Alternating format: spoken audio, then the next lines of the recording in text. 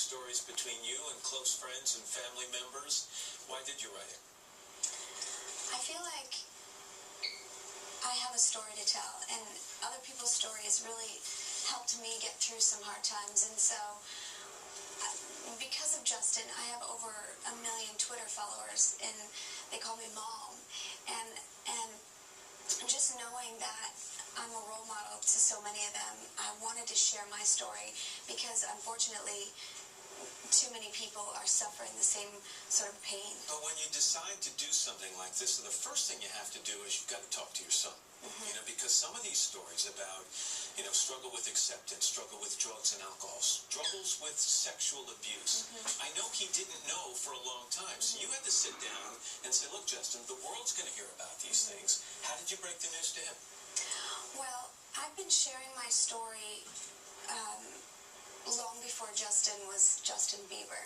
And the first time I let him hear my story, he was around 12 years old.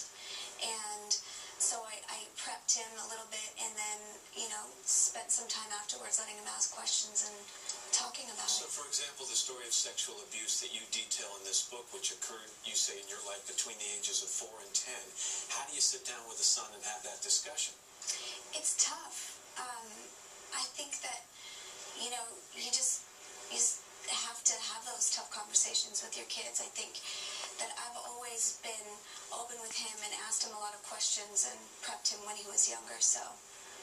One of the other things you write about very openly in this book is, first of all, I thought this was somewhat amazing, certainly touching. You know, you talk about this abuse that you suffered, and at the end of the book you say to the abusers, I forgive you. That couldn't have been easy, and why did you feel that way? Tell me about it. It's been a crucial part of my healing, of not staying stuck in that place, and it starts with a choice. You know, it's not an overnight process. It's not an overnight process. It's a decision, and many decisions that follow to just, as part of my healing process, to let go. It's so important. Forgiveness is such a huge part of healing. You also write about Justin's father, Jeremy Bieber, and you said you two had a very troubled relationship. Two very difficult people involved in tough circumstances. But you say, how on earth did these two troubled teenagers create the most breathtaking baby in the entire universe? When you look at Justin, what do you see that is purely you, and what do you see that is purely his dad?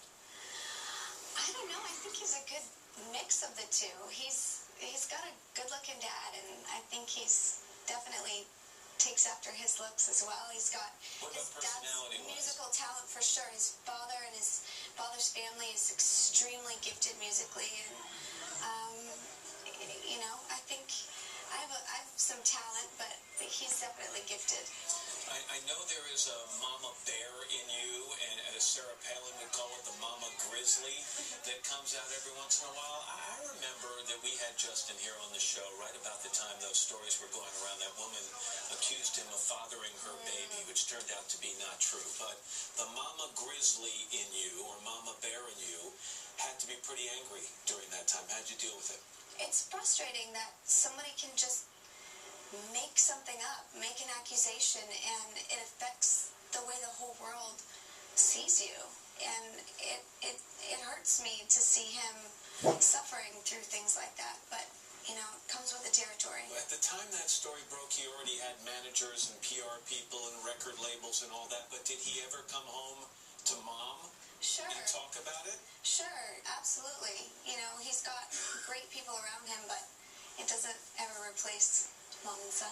And what kind of advice did you give him at that time? Well, time will tell, and just to hold his head high. I know that, you know, taking the test, he shouldn't have had to prove his innocence, but, you know, it is what it is. It's the world we live in.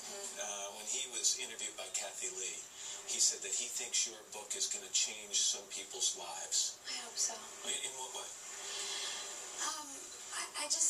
I talk a lot about the struggles and things that I've overcome, and if I can overcome them, and if I can get through and get to healing, anybody can. And it's not about me having a pop star for a son. It's about going getting healing and working through some tough things and not staying stuck. Pattie Millett, it's nice to have you here. It's a pleasure. And just ahead, we're going to be joined by Martha Stewart with a new twist on a French classic after your local news. Let's get the party started.